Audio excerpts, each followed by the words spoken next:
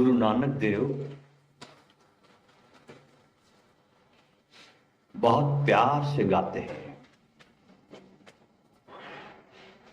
बड़ी श्रद्धा से गाते हैं।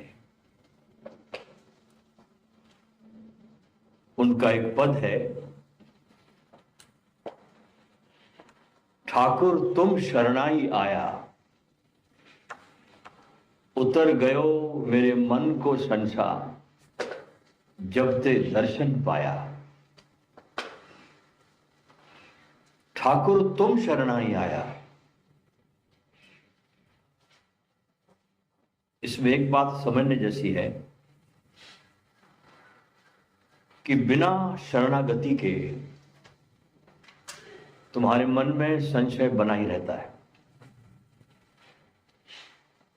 जब तुम शरण चले जाते हो, यही बात कृष्ण ने गीता में अर्जुन से बार बार कही कि हे अर्जुन, तू मेरी शरण में आ। यह हर बुद्ध पुरुष, हर ज्ञानी इसी बात को कहता है,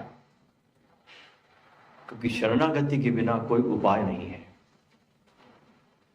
शरण आते ही तुम्हारे भीतर गति पैदा हो जाती है, ध्यान साधना की भी, तुम्हारे विकास की भी। इसलिए दो शब्द है, शरणागति। शरण में आते ही गति पकड़ लेता है साधक। जो काम अपने प्रयास से वर्षों तक नहीं होता, वो गुरु की शरण में चले जाने से गति पकड़ लेता है। क्योंकि गुरु से मोहब्बत करने का मतलब है कि गुरु की आभा से महामंडित हो जाना, उसकी आभा में अपने को महसूस करना। और प्रेम दुनिया में सबसे बड़ा जादू है, उससे बड़ा जादू कोई भी नहीं है। जिसे भी तुम प्रेम करोगे वो आज नहीं तो कल तुम्हारे भीतर से रिजेंबल करने लगेगा। उसके भीतर, तुम्हारे भीतर उसकी छवि दिखाई पड़नी शुरू हो जाएगी। तुम मिटोगे और तुम्हारे हृदय के सिंहासन पर तुम्हारा गुरु आकर विराजमान हो जाएगा। तो नानक कहते हैं कि जब मैं तुम्हारी शरण में आया ठाकुर, तो मेरे मन का संशय खत्म हुआ।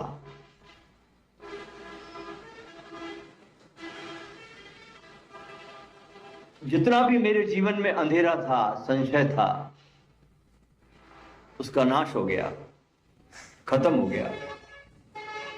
मेरे मन के जितने भी उहापोह थे, अशांति थी, बेचैनी थी, ये कर लूं, वो कर लूं, यहां चला जाऊं, वहां चला जाऊं, ये प्रयोग कर लूं, वो साध लूं, वो साध लूं, पता नहीं मन कहां कहां आदमी को भटकाता है।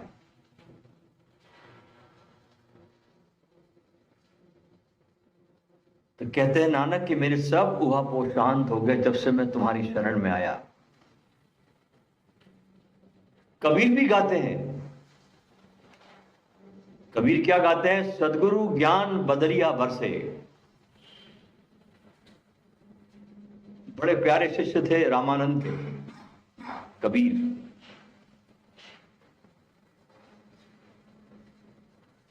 बड़े प्यारे शिष्यों को जन्म दिया इस व्यक्ति ने, बड़े प्यारे प्यारे फूल खिलाए। इसके बगीचे में बहुत प्यारे फूल खिले। कबीर, रामानंद, राजस्थान के संत पीपा, बहुत बड़ी परंपरा चली रामानंद के पीछे। कबीर गाते हैं कि सदगुरु ज्ञान बदरिया बरसे।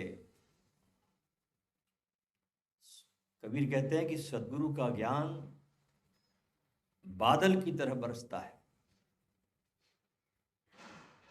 अहर्निश बरसता है। जागृत में ही नहीं,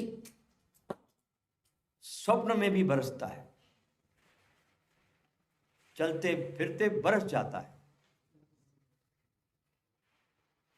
ध्यान दे कि सत्संग तीन प्रकार का है। एक आमने सामने वाला, मैं तुम्हारे सामने बैठा हूं,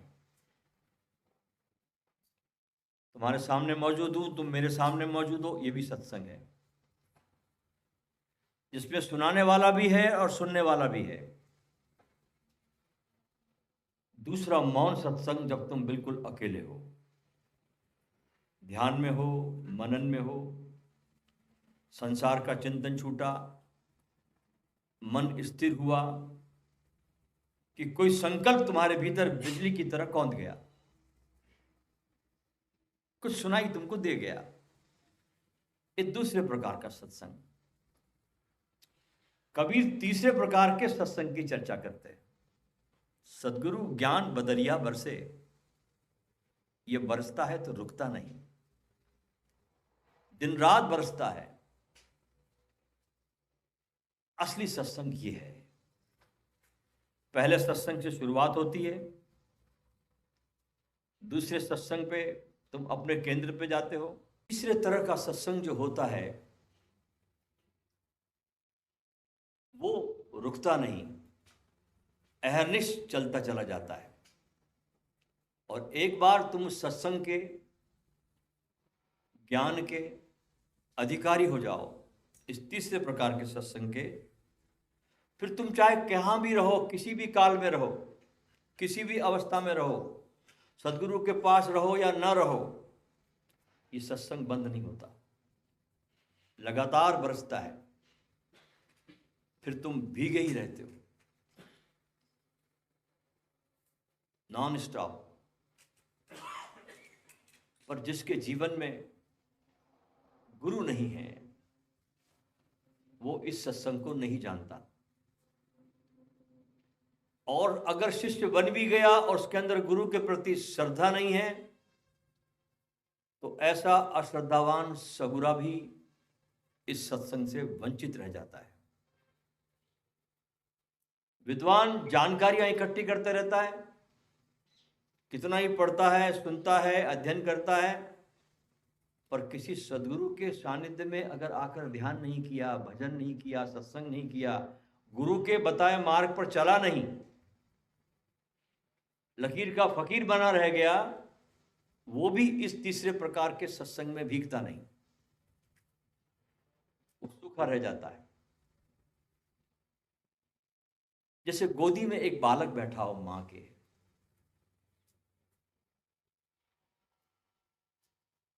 और वो बिना शक के, संदेह के मां को ही जानता है, मां को ही चाहता है, मां को ही पुकारता है, मां के आश्रय पर रहकर खिलखिलाता हंसता है। इसी प्रकार सत्संग की चाह रखने वाला शिष्य, जैसे बच्चा मां को ही चाहता, मां को ही पुकारता, ऐसे शिष्य ने गुरु को ही चाहना चाहिए, गुरु को ही पुकारना चाहिए, और गुरु के सानिध्य में निश्चित होकर साधना भी करना चाहिए। ये अगर घटना आपके जीवन में घट जाती है, जैसे बच्चा मां को पुकारता, मां के सानिध्य में रहता, सब कुछ रहता, मां के आश्रय में रहता, उसी के आश्रय पर टिका रहता है, ऐसे जब शिष्य अपने गुरु के आश्रय पर हो जाए तो तीसरे प्रकार का सत्संग शुरू हो जाता। कबीर कहते हैं, अहर्निश बरसता है गुरु का ज्ञान तुम्हारे ऊपर, फिर समय और दूरी का कोई अंतर रहता नहीं, पास रहो दूर रहो कोई फर्क नहीं पड़ता, और तुमको तुम्हारे स्वरूप की स्थिति बनी रहती है। लेकिन सबसे बड़ा साधन है गुरु से जुड़ने का, वो है गुरु की सेवा, उसके कार्यों की सेवा। नहीं तो तुम दूर दूर ही रह के चले जाओगे। गुरु के नजदीक आने का एकमात्र ब्रिज कोई बनता है, पुल कोई बनता है, तो उसके कार्य में हाथ बटाना, उसके सेवा कार्य में अपना योगदान देना, उसी से तुम गुरु के पास आते हो, और गुरु की आज्ञा में रहना। एक बार की घटना है कि एक धर्मशाला में नानक जी का सत्संग चल रहा था। जैसा कि मैंने आपसे कहा कि नानक बहुत घूमे। सत्संग के दौरान क्या हुआ कि एक दिन उस धर्मशाला में बहुत कोई दुर्गंध आने लगी। नानक देव जी समझ गए कि कहीं कोई चूहा मरा है, और ये उसी की दुर्गंध है। उन्होंने अपने दोनों बेटों से कहा, जाकर देखो कि दुर्गंध कहां से आ रही है। दोनों बेटे अलग अलग उस धर्मशाला की दिशाओं में गए, लेकिन उन्होंने खुद पता लगाने की बजाय उस सत्संग में जो सेवादार थे उनको कह दिया कि पता लगाओ, और खुद जिम्मेदारी से मुक्त हो गए जो नानक ने दी थी। अक्सर हम ऐसा करते हैं। सेवकों ने खोजबीन की तो मालूम पड़ा कि अलमारी के पीछे मरा हुआ चूहा दिखाई दिया, और सेवादारों ने गुरुजी के बेटे को जाकर सूचना दी और कहा कि इतनी भयंकर दुर्गंध आ रही है, इतनी भयंकर दुर्गंध आ रही है कि कोई भी सेवक उस चूहे को निकालने को बदबू के कारण तैयार नहीं है। इसलिए हम सफाई के कर्मचारियों को ढूंढ रहे हैं। दोनों पुत्रों ने जाकर इस बात की सूचना नानक को दी। नानक मुस्कुराए और कहा, अपनी सेवा को किसी और पर डालना ये कोई सेवा नहीं होती। यह जो वार्तालाप हो रहा था बाप और बेटे के बीच, नानक और श्रीचंद लक्ष्मीचंद के बीच, ये वार्तालाप भाई लहणा ने सुना जो वहां बर्तन मांज रहा था। वे बर्तन मांज रहे थे, लेकिन ये वार्तालाप उन्होंने सुन लिया भाई लहणा ने।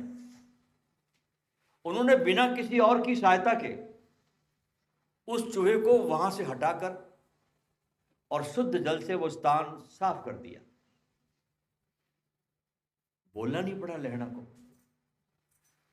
किसी आदेश की लहणा ने प्रतीक्षा नहीं की, बोलना नहीं पड़ा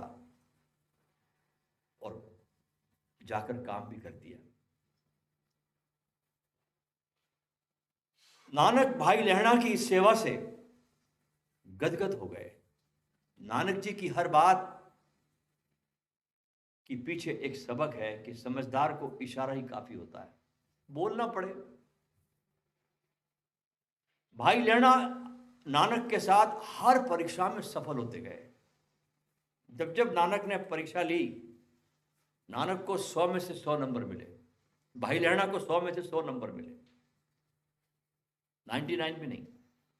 कल मैंने आपको जिक्र किया था आधी रात को कपड़े धोने का, उसमें भी भाई लहणा सफल हुए। आखिर में तो नानक ने कह दिया कि भाई लहणा मेरा अंग है, और वास्तव में गुरु का शिष्य जो सेवा करता है वो गुरु का अंग हो जाता है, गुरुमय हो जाता है। और यही कारण है कि भाई लहणा का नाम आगे चल कर गुरु अंगद देव नानक ने दिया कि मेरा अंग है। ये नानक की परंपरा में नानक के बाद ये पहले शिष्य थे। गुरु नानक देव की 3 शिक्षाएं बड़ी शिक्षाएं हैं जो मनुष्य को खुशहाली से जीने का मंत्र देती है। ये शिक्षा क्या है, ध्यान से सुनिए नानक की। पहली शिक्षा है, नाम जपो, किरत करो और वंड छको। किरत करो, पहला सूत्र। अर्न हॉनेस्टली, ईमानदारी से कमाओ, बेईमानी से नहीं। क्योंकि जिन जिन घरों में बेईमानियों से पैसा आता है उनकी औलादें बिगड़ जाती है। कहीं ना कहीं से तो रास्ता निकलेगा ना दौलत को निकलने का। उनकी संतानें बिगड़ जाती, माँ बाप को बहुत दुख देती ऐसी संतानें, जीवन नरक बन जाता है। इसलिए नानक कहते हैं अर्न हॉनेस्टली, किरत करो। ये सीखे जो नानक की एक कर्म से जुड़ी हुई है, आपके कर्म में श्रेष्ठता लाने का प्रयास करती है सीख।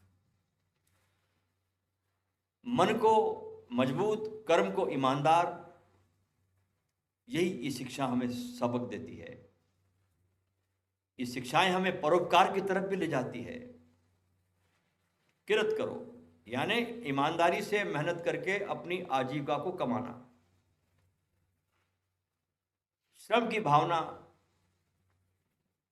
सिख का आधारभूत केंद्र है। इसलिए आप देखोगे कि सिख धर्म में कभी कोई आपको भिखारी नहीं मिलता।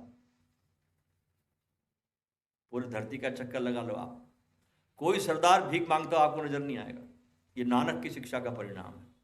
किरत करो, अपना कार्य करो। नानक खुद भी जब यात्राओं से मुक्ति पाते थे, जब यात्राएं खत्म होती थी उनकी, वापस अपने करतारपुर आते थे तो खेती बाड़ी में जुट जाते थे, अपने काम में मगन रहते थे, अपनी खेती करते थे, फिर कुछ उत्पन्न किया, फिर कुछ कमाया, फिर निकल पड़ते थे अपनी साधना के लिए, अपने संदेश को देने के लिए। दूसरा सूत्र है नाम जपो, मेडिटेट, ध्यान करो। नानक कहते हैं कि सोची सोची न होवी, कि ध्यान के बारे में सोचना मत।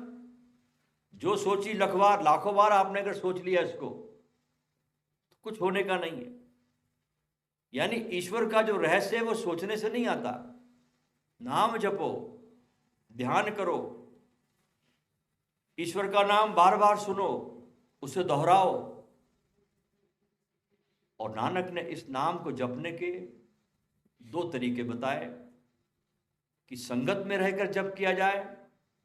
संगत यानी पवित्र लोगों की मंडली, जैसे आप यहां बैठे अभी, या एकांत में जप करो, क्योंकि जब से चित्त तुम्हारा एकाग्र हो जाता है, तुम्हारा ध्यान जो चारों तरफ भाग रहा है, 50 दफे भाग रहा है, चीजों पे अटका हुआ है, जब तुम्हारे को एक केंद्र पर लाके तुम्हारा ध्यान टिकाता है।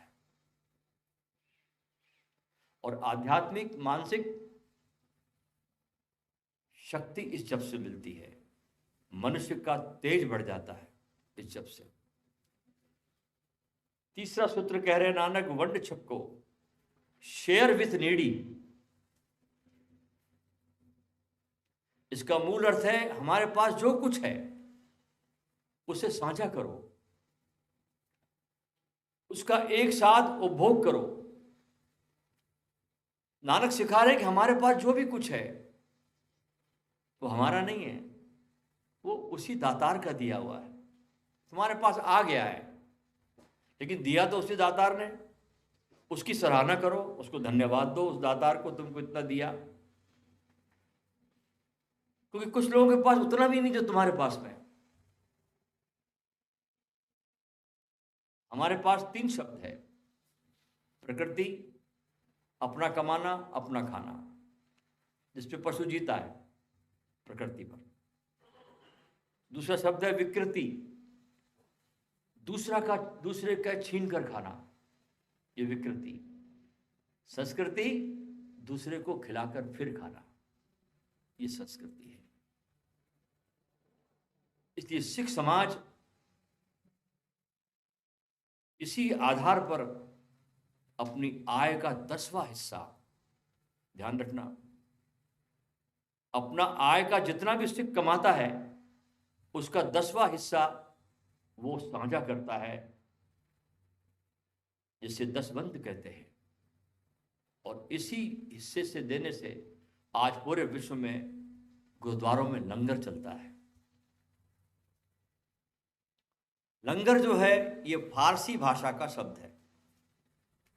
12वीं और 13वीं शताब्दी में सूफी संतों की खानगाहों पर लंगर की परंपरा थी। और चूंकि नानक बहुत घूमे, बगदाद, ईरान, चारों तरफ गए, तो वहां इन्होंने ये परंपराएं देखी।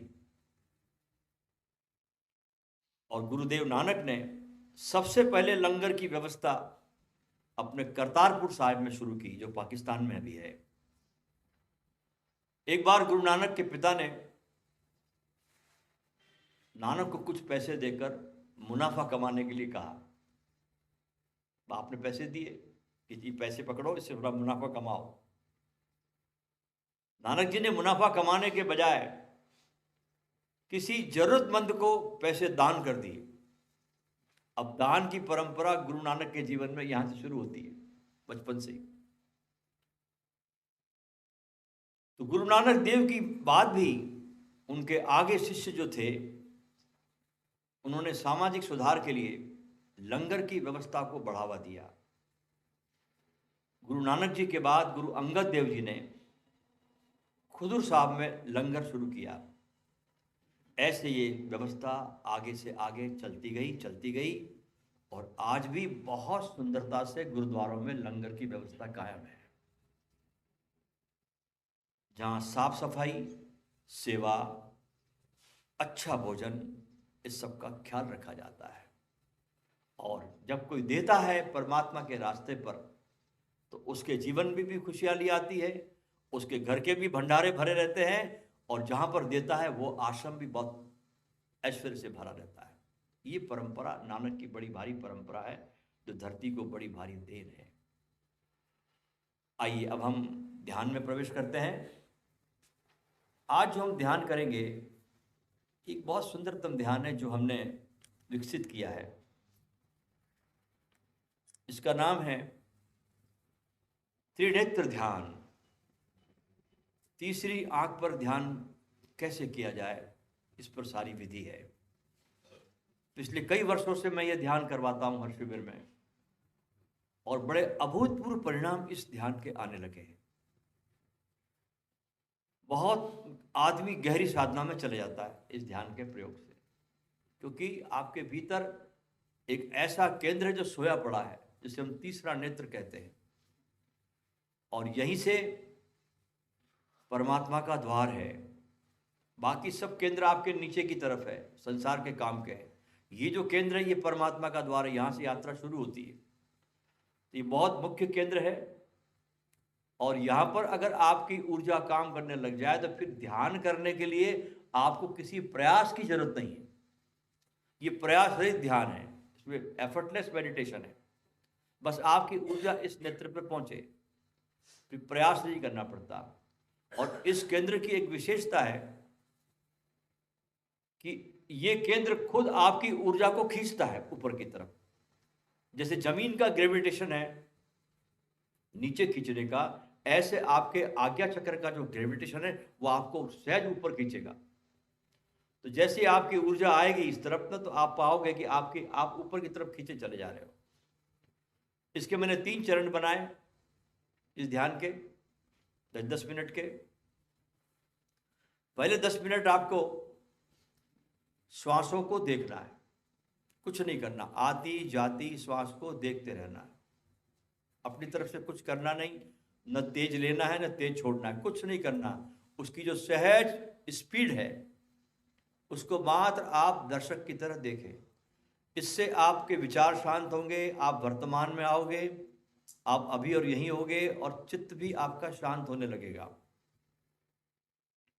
दूसरे चरण में 10 मिनट आपको आपकी आंख आधी खुली और आधी बंद। जब आपकी आंख आधी खुलेगी आधी बंद रहेगी तो आपका ध्यान जाएगा नासाग्र दृष्टि पर। नाक का अग्रभाग आपको देखना है, ये आगे का भाग। ये ध्यान का प्रयोग भगवान कृष्ण ने गीता में ही बताया, नासाग्र दृष्टि ध्यान। और भगवान महावीर जो जैनों के तीर्थंकर है वो इसी विधि को करते करते परमात्मा को पा गए, नासाग्र दृष्टि ध्यान। तो आपको नाक के अग्रभाग को देखना है, आंख आधी खुली और आधी बंद। और जैसे ही आपका ध्यान नाक के अग्रभाग पर आएगा आप पाओगे कि आप ऊपर की तरफ खींचे जाने लगे। और फिर अगले 10 मिनट में आपको जो आपका स्थान है तीसरे नेत्र का, क्योंकि आपको पता चलेगा कि आपका स्थान कौन सा है।